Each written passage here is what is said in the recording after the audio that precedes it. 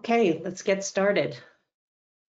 Thank you everyone for joining. My name is Siobhan Carroll and I'll be your host for today's webinar on improving your security posture through effective annual planning. Before we get started, I wanted to give you a couple of quick webinar tips. Throughout the webinar, we will keep all lines muted to prevent background noise. If you want to get in touch with me or send a question to the presenter, please hit the question button on the side of your screen. After today's session, you'll receive an email from us. If you're interested in a copy of the slides, please let us know. The webinar itself will take about 45 minutes, and we will leave a few minutes at the end for Q&A. That said, we will also take questions throughout the webinar, so if something strikes your interest, please let us know, and we can talk a little bit more about it if that helps. With that, I'd like to introduce today's presenter, who is Vikas Khosla. Vikas is Enterprise Health's Chief Digital Health Security Officer. He works closely with CISOs and CIOs to advance organization-specific and industry-wide cybersecurity, privacy, and compliance capabilities through the implementation of standards-based risk management programs and platforms. Vikas was formerly the president and CEO of Blueprint Health Information Technology. Working in healthcare technology since 1999, Vikas developed one of the first hospital roadmaps for compliance with HIPAA security and privacy regulations in 2005. In 2008, building on his knowledge of health system, payer, and business associate workflows, Vikas and Blueprint introduced a suite of software products and NIST-based professional services supporting security, privacy, compliance, and health data management. In 2011, Vikas led Blueprint through the rigorous process of becoming one of the first HITRUST certified assessors. Vikas frequently speaks on healthcare technology and cybersecurity issues with a focus on building holistic framework-based management programs. With that, I will let Vikas get started. Thanks, Vikas. Thank you. Thank you, Siobhan. I really appreciate it. And what a great introduction. I'm certainly happy to be with everyone today and present on something that I think is a really meaningful topic and something that I'm really very passionate about. Before I get into that, in terms of enterprise health, this is an education and awareness session. But I did want to give you a certain sense of what the company does. We really, our team is comprised of healthcare security, privacy, compliance experts. We really focus on our expertise around frameworks and framework adoption, holistic risk management. Excuse me, everyone. Holistic risk management with a suite of products, software, as well as services, what we call tech-enabled services. So for today's agenda, we're going to focus on four primary areas. And as I mentioned before, to me, this is a really passionate topic. I've facilitated dozens of security and strategic road mapping sessions over the years. So this particular topic will focus a lot on why do we do security roadmap development. Some of you may already be in the process, given where we are in the year of putting together your roadmap for your security programs. Others may not have started, but there really is a lot of impetus in the environment today of what we're dealing with in terms of cyber threats for us to really take a well-planned, well-organized approach in terms of our programs. We'll talk about some of those security and privacy challenges and really what's happening today and how they've really evolved and really are making us focus on doing things in a much more robust manner than we typically had done in the past. Oftentimes, security professionals are very much bogged down in their day-to-day operational activities, but we do need strategic planning in order to be effective. I'll give you a certain sense of what a really good security program looks like, one that has good cyber hygiene, as we call it, one that is very resilient or on its path to being cyber resilient. And then we'll get into road mapping best practices, but not only the best practices, I'll be sharing with you some screenshots of sample roadmap documents that I've used over the years. There are many different ways to do it. I'll show you some of the ways that I've done it over the years. And at the end, we'll wrap up with a very comprehensive checklist for you to incorporate into your road mapping process. But before we get into the topic and the content, I wanted to ask just two questions. And so we'll do this, we'll have a little fun and we'll do this as a poll question. So it's helpful for me to know my audience. So the first question is, have you created your 2022 security plan? So we'll leave this poll up for a few seconds. It looks like about a quarter of the people have created a 2022 security plan. About 35% have not, and about 38% are working on it. So it's really good to know that the majority of folks are thinking about this, and hopefully you can learn some things today that will help and aid your efforts as far as your security plan is concerned. So we'll go to our next question. Have you mapped your security plan to compliance and risk management requirements? Yes, no, or not sure. So we'll leave this poll open for a few seconds here as well. Again, a little bit more depth to understand what you all are doing out there, and hopefully it'll help tailor some of my discussion on this topic as well. So we'll go in 10 seconds, we'll close that poll. So, all right, so we've got about 43% of people that have really factored in those requirements into their planning process. 24% have not, and hopefully for you, 24%, you'll gain a lot of insights in what I present today, and about 33% are not sure. So hopefully you'll gain some insights here. Let's start by talking a little bit about why security road mapping is really important. As you can see with some of these statistics, the onslaught of cyber activity, cyber criminal activity, and the threats that exist in the environment are pretty significant. So about 34% of all healthcare organizations globally were hit by some sort of a ransomware attack. That's a pretty significant percentage, and we expect that number to continue to grow up, continue to grow. Over $2 trillion are spent just remediating and dealing with cybercrime. That is just a huge, huge dollar figure, and again, a number that continues to grow. And then 60% of companies have experienced a third-party breach. We're, I think, as an industry, very focused on third-party risk management, or TPRM. But our efforts really need to improve and to become more optimized, as we can see. And of course, there's the resource issue. And I'm sure I'm speaking to a lot of kindred spirits here when we talk about not only sort of what's happening industry-wide across all sectors, but specifically in cybersecurity, how acute the need is for cybersecurity professionals and expertise. So this really creates an environment in which we have to do what we do better. There are also things happening at the regulatory level that are driving us to further optimize our approach to security and privacy. There were some really interesting things that have happened over the last year and a half or so relative to legislation.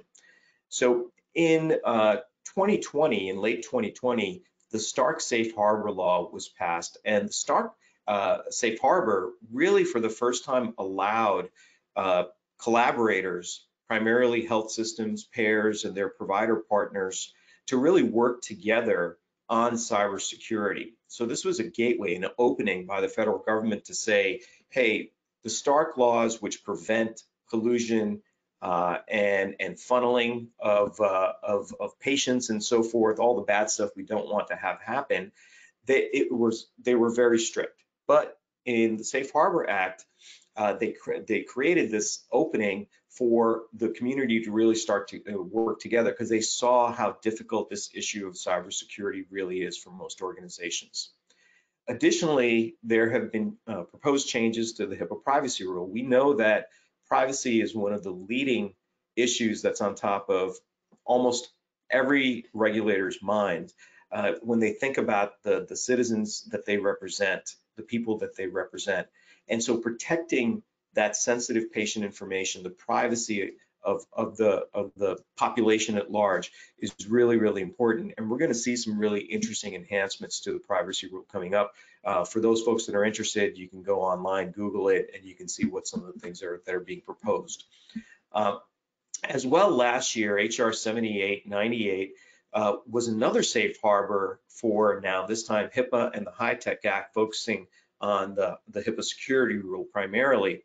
And the interesting thing about this safe harbor was that it created, again, yet this opening around the enforcement action by OCR, Office of Civil Rights, which is the enforcement body for the HIPAA security and privacy rules. And what it did is, I think a lot of you know, the OCR has been sort of promulgating various fines and penalties on organizations that have shown poor cyber hygiene or poor security practices. But one of the things that they endorsed within the safe harbor is the use of industry standard security practices. And for the most part, you can read that as the adoption of cybersecurity frameworks. They, again, are at the federal and at the state level promoting holistic approaches to risk management and threat management.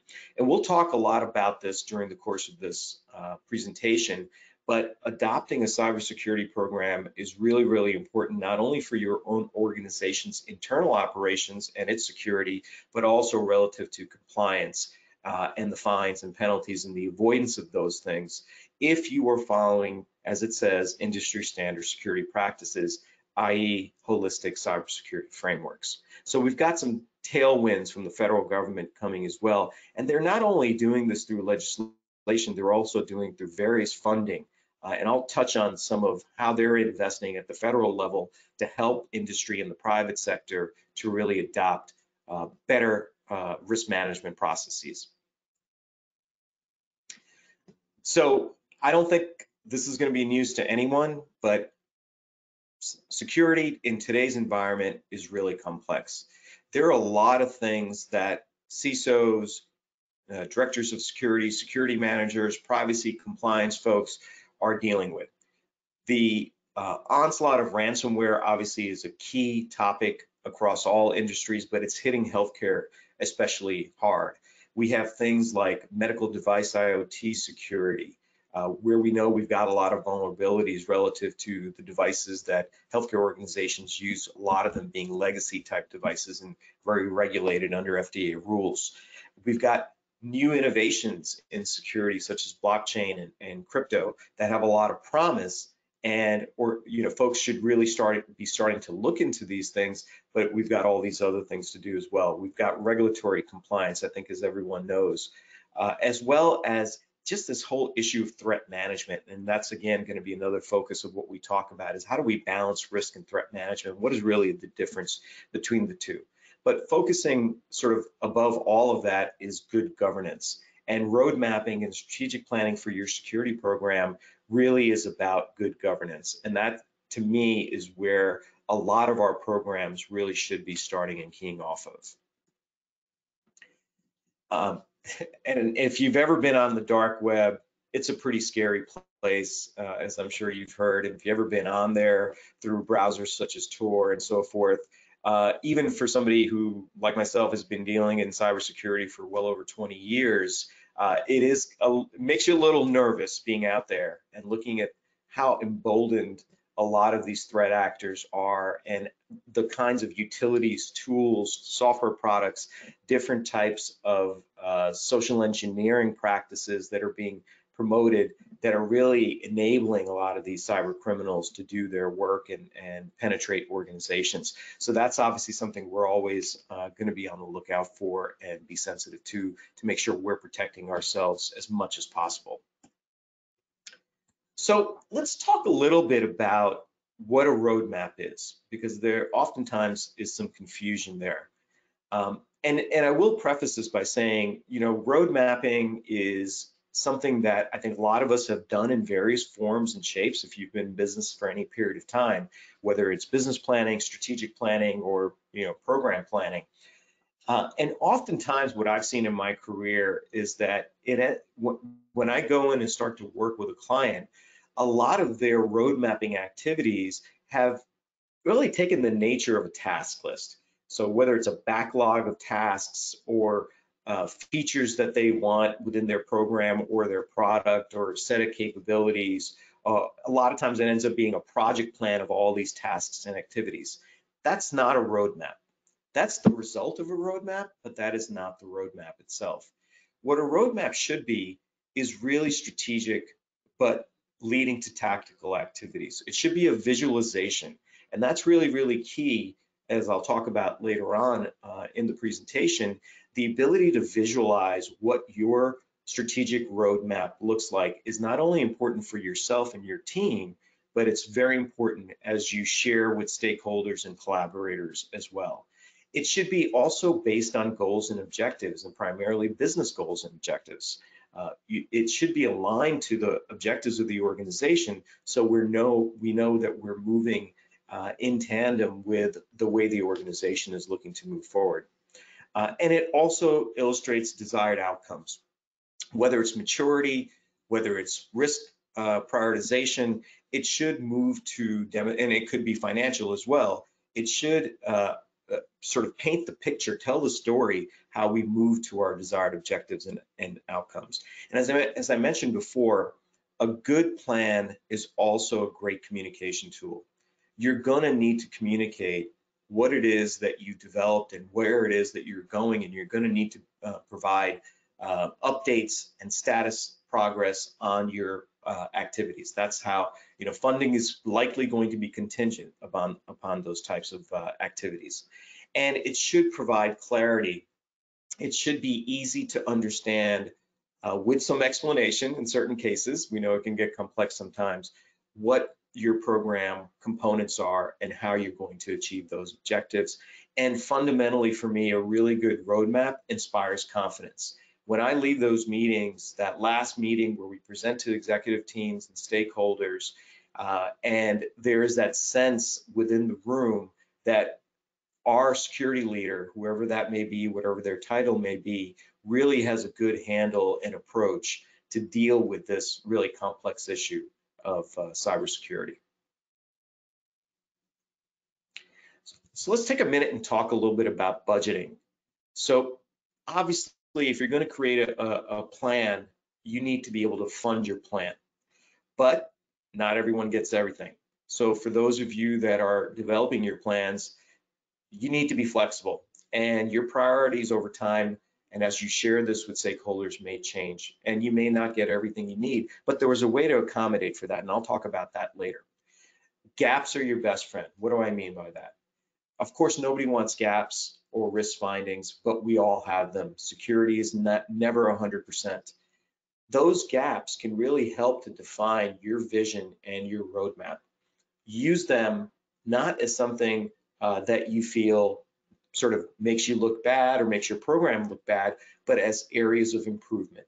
Think of them as areas of improvement. So utilize them. They can be your best friend. The security program plumbing is really those fundamental things that we're going to need to do, and very shortly I'm going to talk about the components of security programs and how to look at it holistically, but there are certain aspects of it.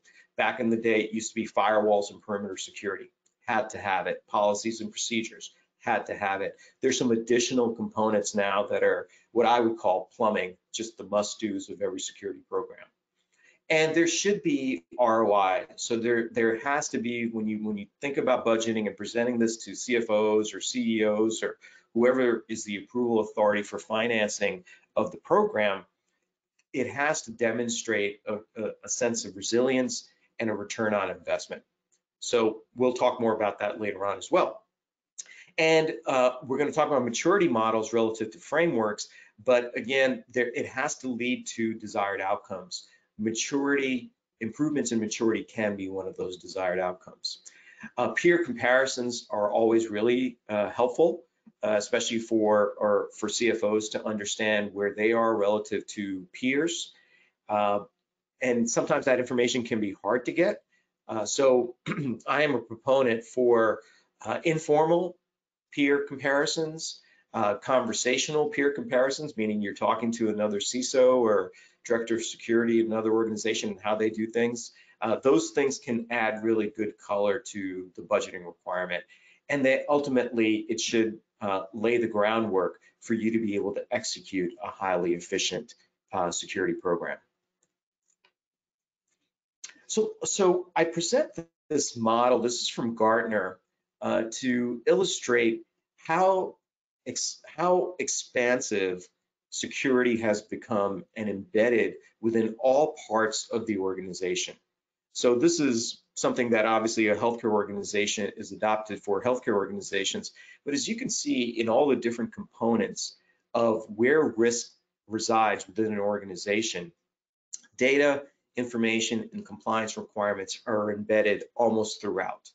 So again, this is strategic in nature, what you're doing, and to understand where it all applies is really important.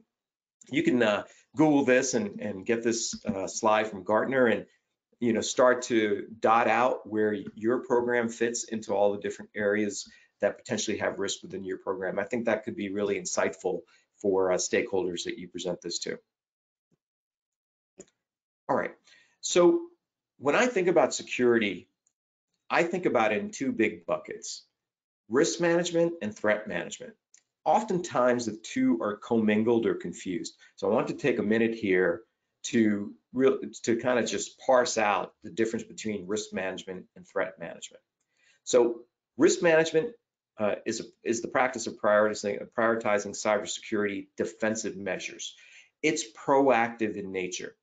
It's the stuff that you do to prevent bad things from happening, to prevent those breaches and compromises from happening.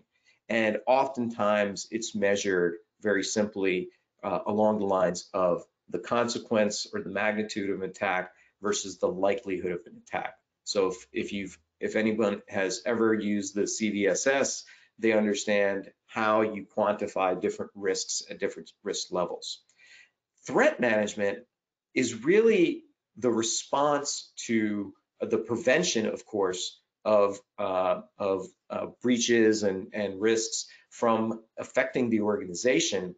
But fundamentally, it is almost a real-time activity of identifying and responding to threats in the environment, as we say here, with speed and accuracy. So to illuminate this a little bit further, I wanted to talk a little bit about and just sort of paint or put the puzzle pieces together here of the areas of a security program, the typical areas of a security program. So as we can see, there's a lot that needs to be addressed when we think about our security program as a whole, from prevention activities to the day-to-day operations that we need to perform, whether it's defending our perimeter, whether it's provisioning users, all the way to things that are sort of patching and patch management, all the operational things that you need to do. And of course, policies and procedures are fundamental. They're the foundation, so that they need to be managed. Endpoint security, our PCs, our laptops, mobile devices, network and perimeter security, as I mentioned before. I think most of you, if you're in the security realm, that's probably the thing you think about most. But of course, we've got software and application security, and then data governance, data security, as well as then the ability to monitor and respond to threats. All of these things need to be factored into your road mapping process as you think about it holistically. This visualization here, this screenshot, shows the same components, but it parses out a little bit further where the different components that lie underneath all of these different layers. And I will point out that on the risk management side, if you look at the bottom left, that little pizza pie slice there in green around prevention and policy management, that's typically the world that risk management resides in. And then threat management is more to the right end of the spectrum there. And of course, in the middle as well, a lot of the day-to-day operations, the technologies, the various tools that are used in order to create a more secure environment and doing things. And ultimately, this is all about protecting those mission critical assets. That's where the two worlds really combine. So it is a bit of a Venn when you think about this, but it helps me to think about the risk management and the threat management piece as I help to facilitate a discussion and development of a roadmap.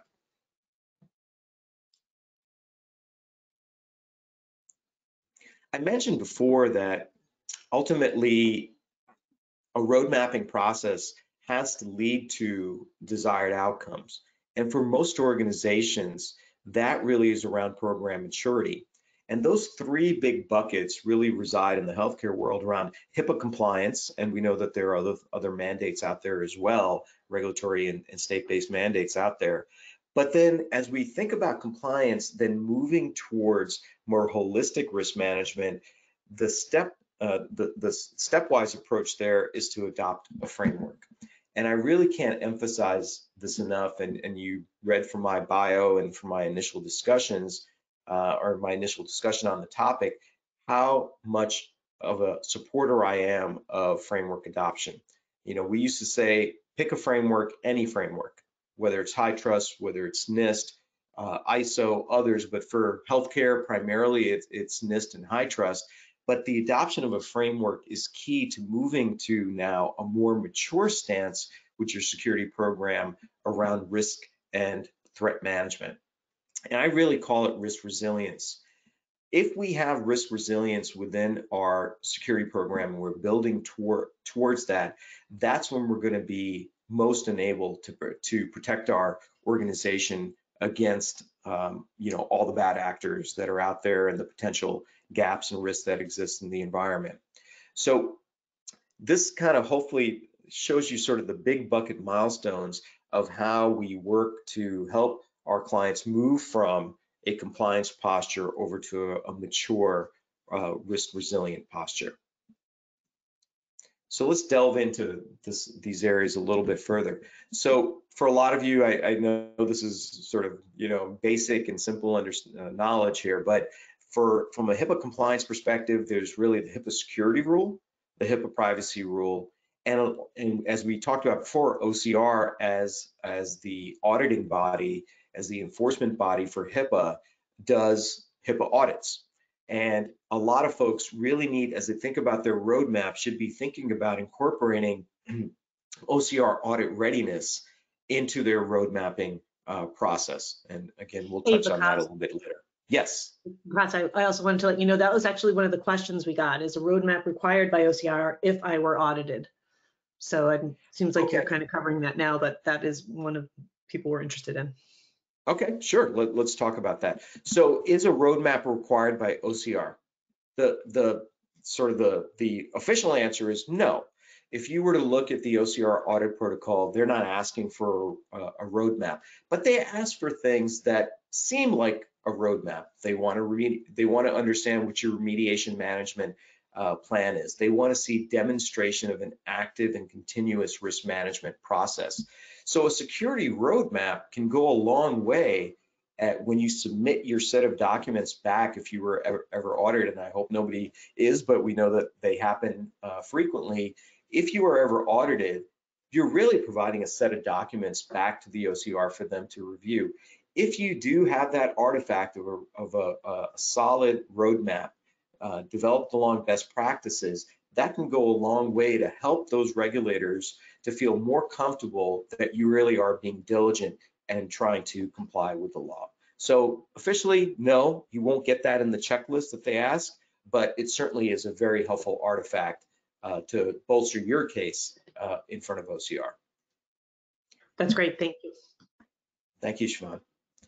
And then just the last portion here, something that I don't think a lot of folks are really dealing with. I know our privacy and compliance folks probably do think about this more than anybody else, but there are a lot of state-based laws that are emerging as well. California, as we know, based on GDPR, was one of the first states to issue their privacy requirements at a state-based level, but now it's really spreading across the country. I think we're at 15 to 20 states now that have similar types of laws. So if you're not monitoring what's happening in your state or where you're headquartered, the state that your business is headquartered, you do really need to start to take a look at what's happening on the state-based level as well, because they can be different than federal requirements.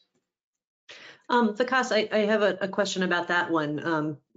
Is a separate roadmap required for a privacy program, or can you do it all under the same one? That's a really, really good question. So you can certainly combine the two together. So if your security leader and your privacy leader, if they're two separate individuals, oftentimes it's the same individual, but even if they're two separate individuals, I would really recommend bringing those two programs together. and intersect where it makes sense for them to do that. A lot of folks do it separately. It's just a separate function within the organization. But at minimum, those two leaders should really be talking to each other and making sure that there is alignment if they do have two separate road mapping and strategic plans around their program. The ideal would be that it's together and brought together and looked at holistically. As we know, security and privacy are the yin and yang of each other. So if we can put it together, that would be great. But if they're separate, it would be ideal if they are aligned as you start to implement your programs, because one could affect priorities and even timelines for different initiatives. Okay, thank So you. thank you, Siobhan. Appreciate that. So let's talk about frameworks, and I'm going to talk about HITRUST and NIST specifically because those are the two leading frameworks in healthcare. So as I mentioned earlier, this is really, really important, and I think a decision, if you hadn't already made it, something you really should be thinking about, and quite honestly, something, a decision point or an activity that should be baked into your plan and your roadmap if you haven't selected a framework yet. Evaluate the two, but adopt one or the other if you're a healthcare organization. Again, we have federal regulators that are reinforcing the need to do this. We feel there at some point in the future will be a requirement to do this, just the way there was a requirement for HIPAA and HIPAA security. We believe there's going to be one for frameworks as well. So HITRUST, and I'll point out some of the differences here between HITRUST and NIST for those that are considering the two, is an actual certification.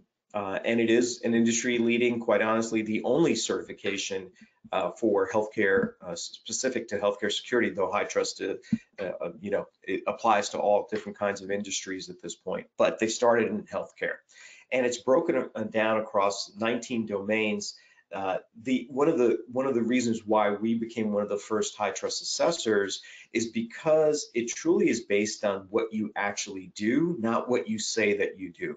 It is evidentiary in nature. You have to provide the proof that you are actually doing the things that are required within the framework.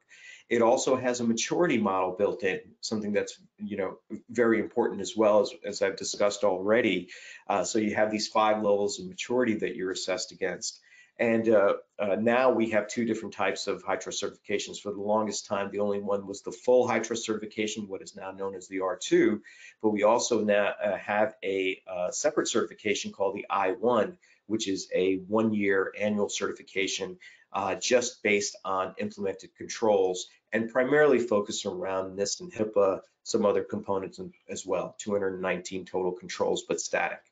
So there's some options there if you're considering HITRUST, and I1 may be a way to get to R2 for a lot of folks. Also, the level of validation that happens with HITRUST is another reason why it's become an industry-leading certification, because not only does the HITRUST Alliance certify you, but you also have to be assessed by a HITRUST authorized external assessor. So Enterprise Health is one of the leading ones in the country. So we prepare our organizations, we do a validated assessment, which then gets submitted to HITRUST for the actual certification. The other leading framework, and one that was developed by the DoD, is the NIST cybersecurity framework. Federal agencies, since obviously NIST is funded at the federal level, federal agencies have to show that they are NIST compliant. There is not a certification for NIST as the cybersecurity framework, but you do have to be able to show that you're compliant with the cybersecurity framework. There is more flexibility in terms of the controls within the framework that apply to you, and oftentimes organizations will call in a NIST cybersecurity expert to help them to map out the controls that are pertinent to them. And then, as we can see from the framework, there is a similar sort of maturity level, maturity model and process that organizations undertake to adopt it and then ultimately start to mature against the NIST cybersecurity framework. So this is really a key one. And again, as we think about the federal regulations and the momentum and the tailwinds that we're seeing towards adoption of cybersecurity frameworks, you can bet NIST is going to be the one that they're going to be identifying as the framework. So we talked a little bit about, I talked about NIST and maturity, so we'll break that down a little bit further here. So in terms of NIST, there are 3 different types of assessments that an organization can have done upon themselves, or frameworks that they can adopt. There's the NIST cybersecurity framework, there's the NIST privacy framework, or you can do security and privacy together. Again, that intersection of those 2 disciplines. But the other thing that's really interesting about NIST is that the maturity model, there's flexibility in the type of maturity model that you adopt as well. So whether it's CIS, which is a more simpler form of a maturity model broken across 18 categories, it used to be 20, 18 categories. And then now, especially in order to do business with the DoD and various other federal agencies, you have to be able to map your program against CMMC, or the cybersecurity maturity model. And that is something that you can get certified for. So especially if you're, again, dealing with DoD, you will have to get a CMMC certification in order to do business with the government. And it also, again, has this maturity model, this stepwise model to get to higher levels of maturity, similar to high trust. Okay, so now let's really get into the road mapping function. So as I mentioned before, I wanted to paint a picture of what good cyber hygiene looks like for organizations. So as a precursor, before we start to talk about best practices and some of the visualizations that I'm going to show you, templates, if you will, around road mapping. So first and foremost, what we're talking about today, implementing a road mapping function. A good cyber organization, an organization with a good cyber program will have a road mapping function built into their ongoing annual processes. Obviously, policies and procedures are really, really important, but oftentimes they are stale and static.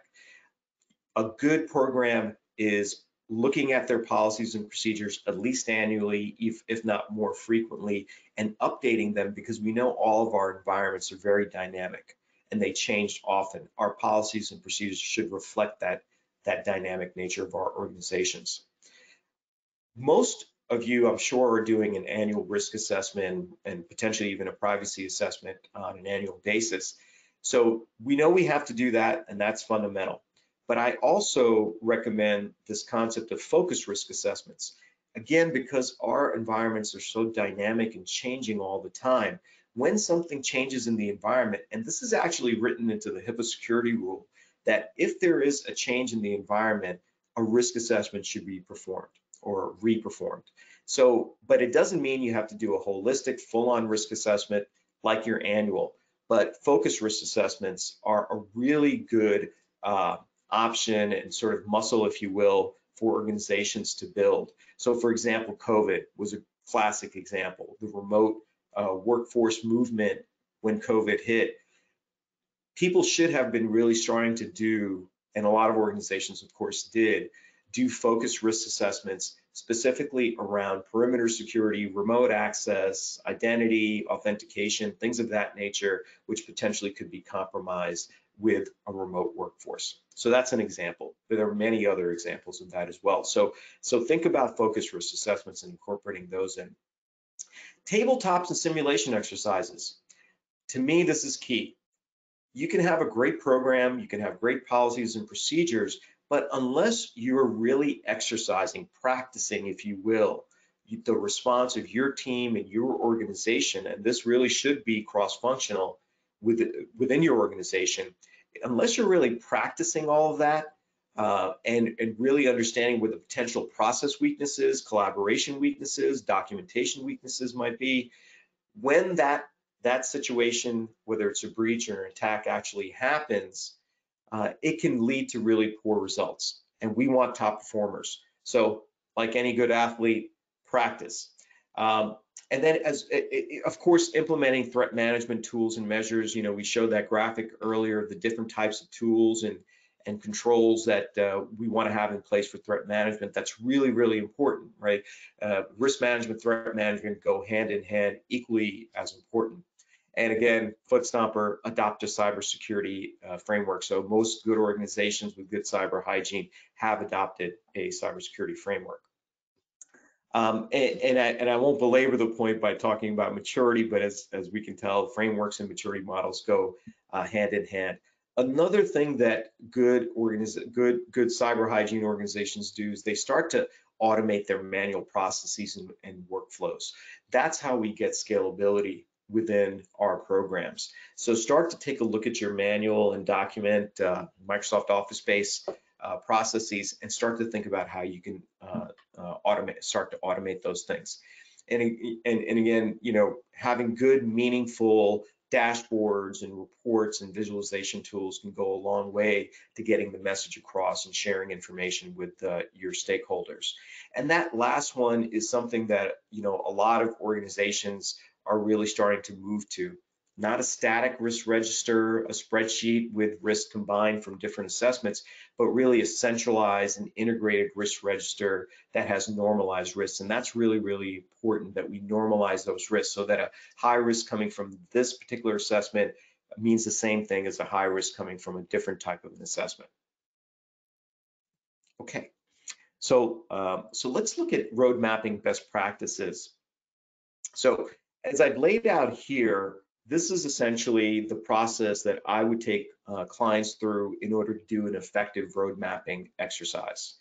First and foremost, we want to make sure that our program activities are aligned with business objectives and priorities. That means those conversations with the executive team have to be happening on an ongoing basis, and that there should be a clear line of sight between our plan and the objectives of the organization. Another thing that a lot of folks have to really think about is there are small, medium, and large organizations, and there are more mature and less mature programs. So think about the approach, especially if this is the first time you're doing it or you're trying to optimize your road mapping, think about the approach you want to take. Think about the level of complexity, prioritization, and time frame.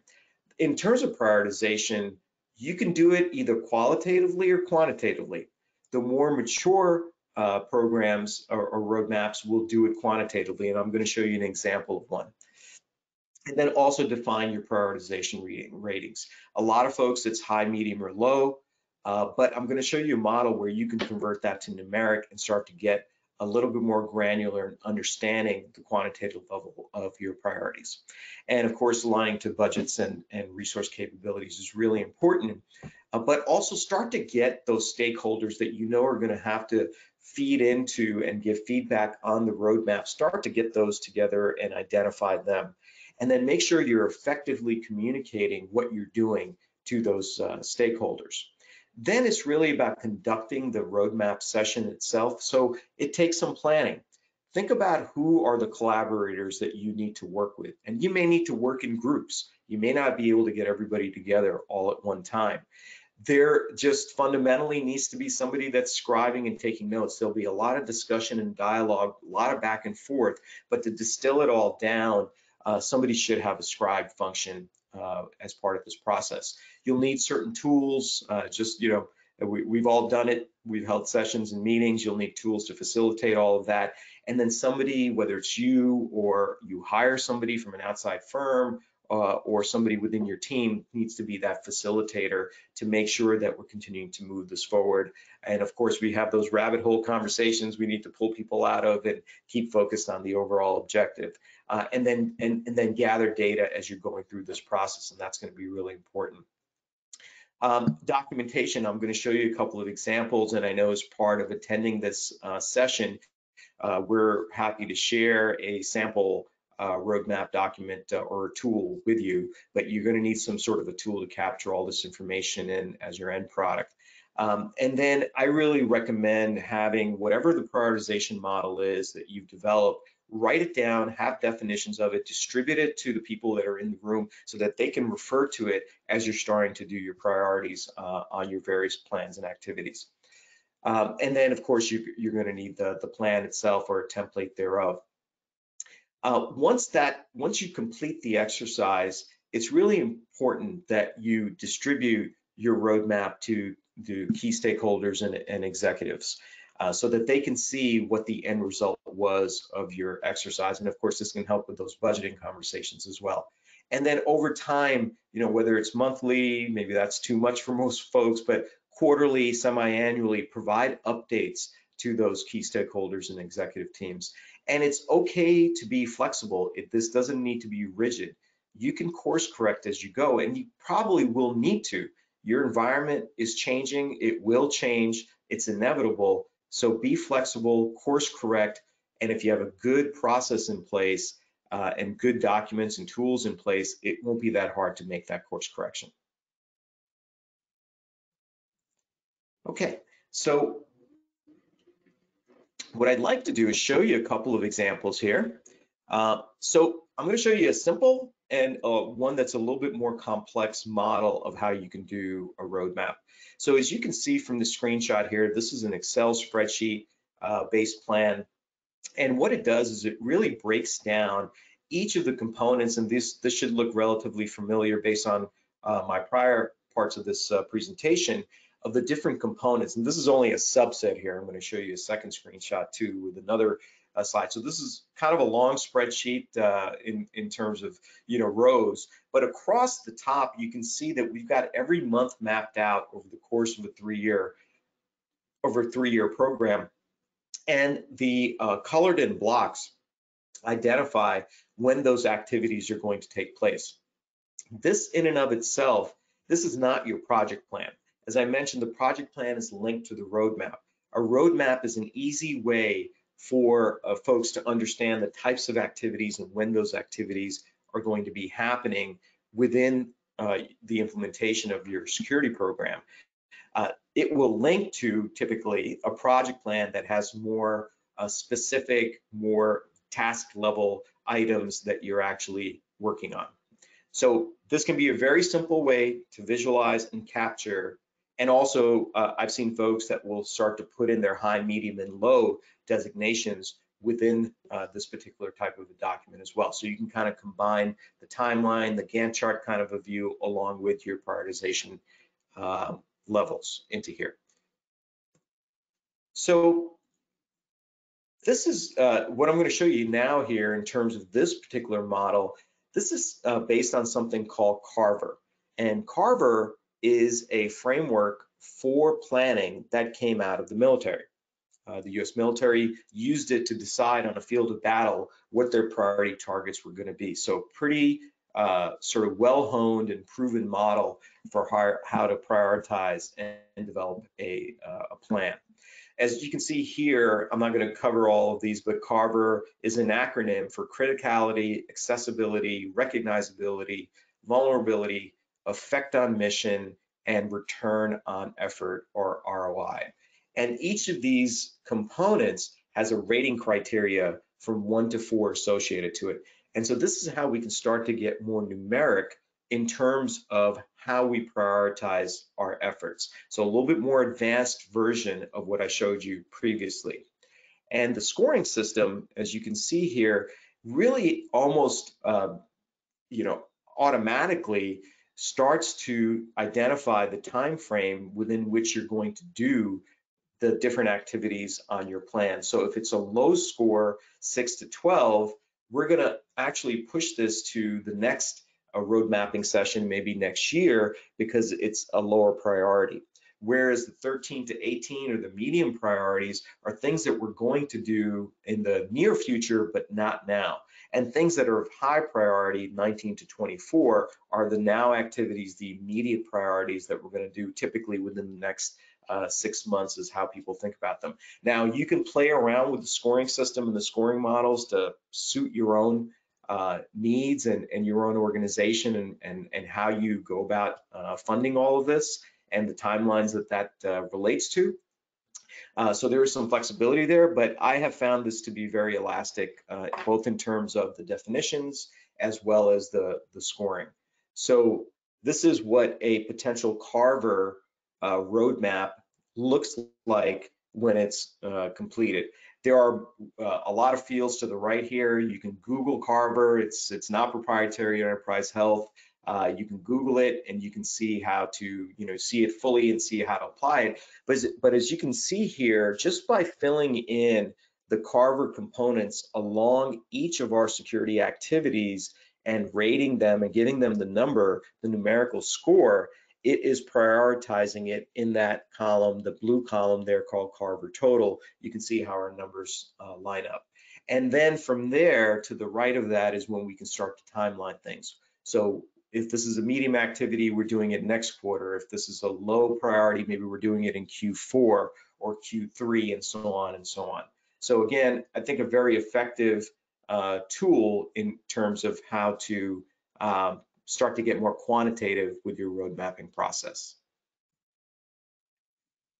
So I'll just have a few more slides here, and we'll finish up and see if there's any more questions that we want to take here. But one of the things that I think is really important to note here as well, that road mapping, or this process of planning, is actually embedded in a lot of the standards and certifications that we have adopted or are subject to. So as you can see here, this activity would fall under program governance, and it even defines, you can see the frequency of it, and you see the references down here to HITRUST, HIPAA, as well as NIST. So it's not just a sort of academic exercise or a planning exercise, but one that really is rooted in standards and or certification requirements. And I mentioned to you earlier, I'm going to show you a comprehensive list.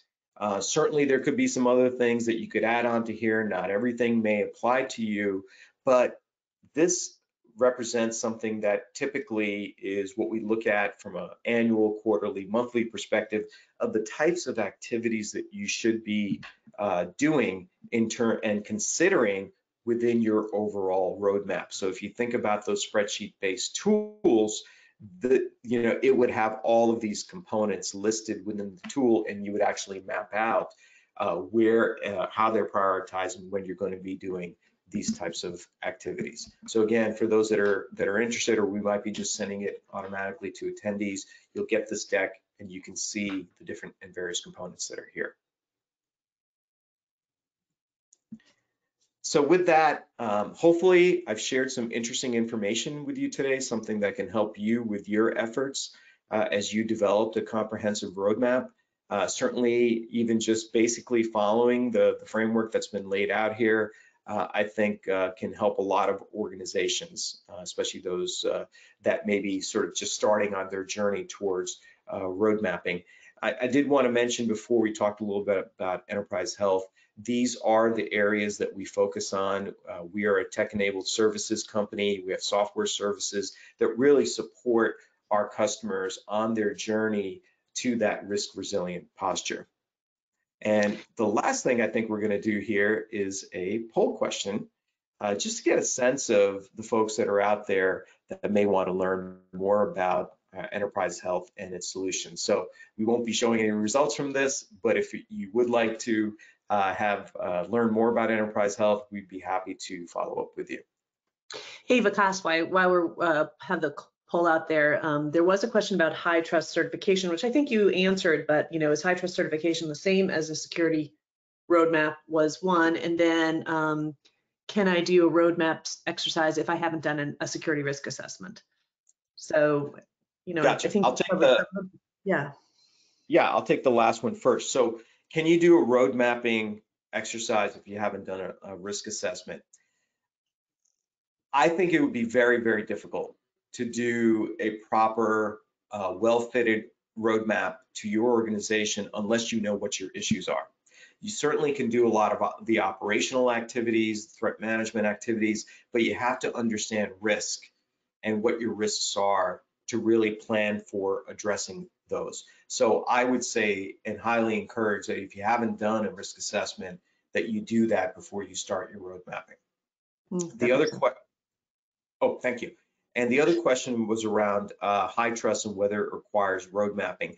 As I pointed out in one of the slides earlier, it is certainly included within the framework that this type of an activity happens. How it happens, what tools you use, that can all vary, but not only HITRUST, but NIST as well as HIPAA do require that you're doing annual planning around your program, because fundamentally a framework is around the security program holistically. So this type of activity is really something that's part and parcel of adopting a framework. I don't know if you want to change your screen, but the other, we just got one more question in. Are there any government funding specifically for nonprofits that will help fund cybersecurity roadmap? I don't know if you know the answer to that. Wow, well, I can certainly comment on that. So I was recently elected to the board of AHIS, which is a organization that is an association of chief information security officers nationally for healthcare organizations. And we actually just talked about this. We certainly see, and I think anybody who's following policy and at the federal level sees that they are aware that smaller organizations, nonprofits, really need support in order to implement effective cybersecurity programs.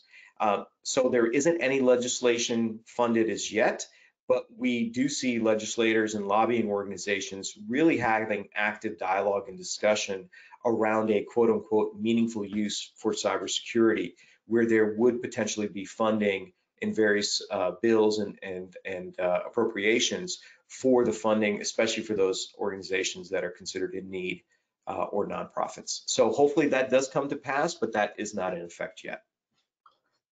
Great, thank you. So we're just coming up on time, and I wanted to thank you, Vikas, for doing this. I really appreciate all the work you put into this, and thank everybody for coming. And to let people know, if you want to follow us on LinkedIn, we will, you know, update our latest and greatest whenever we have a new webinar, and we can also add you to our mailing list, and we will follow up with everyone to see if they want a copy of the slides or the roadmap tool. Thank you very much. Terrific. Thank you. Have a great day, everyone. Thanks.